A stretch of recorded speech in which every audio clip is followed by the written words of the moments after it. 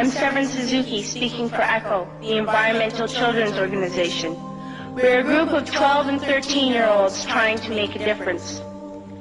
Vanessa Seti, Morgan Geisler, Michelle Quigg, and me. We've raised all the money to come here ourselves, to come 5,000 miles to tell you adults you must change your ways. Coming up here today, I have no hidden agenda. I am fighting for my future. Losing my future is not like losing an election or a few points on the stock market. I am here to speak for all generations to come. I am here to speak on behalf of the starving children around the world whose cries go unheard. I am here to speak for the countless animals dying across this planet because they have nowhere left to go. I am afraid to go out in the sun now because of the holes in our ozone. I am afraid to breathe the air because I don't know what chemicals are in it. I used to go fishing in Vancouver, my home, with my dad, until just a few years ago we found the fish full of cancers. And now we hear of animals and plants going extinct, every day vanishing forever. In my life, I have dreamt of seeing the great herds of wild animals, jungles and rainforests full of birds and butterflies. But now I wonder if they will even exist for my children to see. Did you have to worry of these things when you were my age? All this is happening before our eyes, and yet we act as if we have all the time we want and all the solutions. I'm only a child, and I don't have all the solutions. But I want you to realize, neither do you. You don't know how to fix the holes in our ozone layer. You don't know how to bring the salmon back up a dead stream. You don't know how to bring back an animal now extinct. And you can't bring back the forest that once grew where there is now a desert. If you don't know how to fix it, please stop breaking it.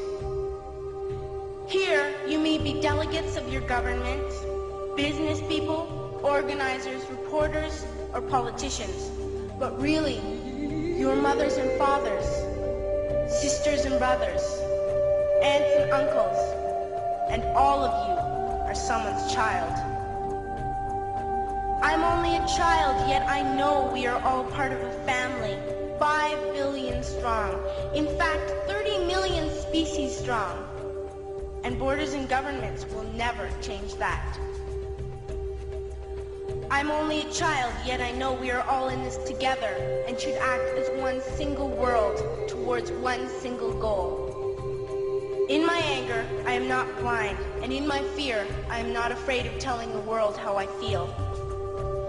In my country, we make so much waste. We buy and throw away, and yet northern countries will not share with the needy. Even when we have more than enough, we are afraid to share. We are afraid to let go of some of our wealth. In Canada, we live the privileged life, with plenty of food, water, and shelter. We have watches, bicycles, computers, and television sets. The list could go on for 2 days. 2 days ago, here in Brazil, we were shocked when we spent time with some children living on the streets. This is what one child told us. I wish I was rich.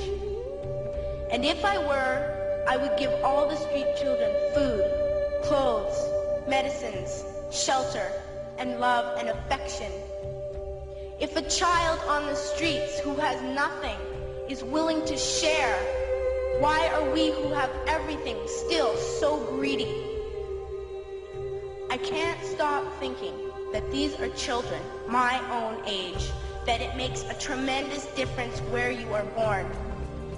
That I could be one of those children living in the favelas of Rio.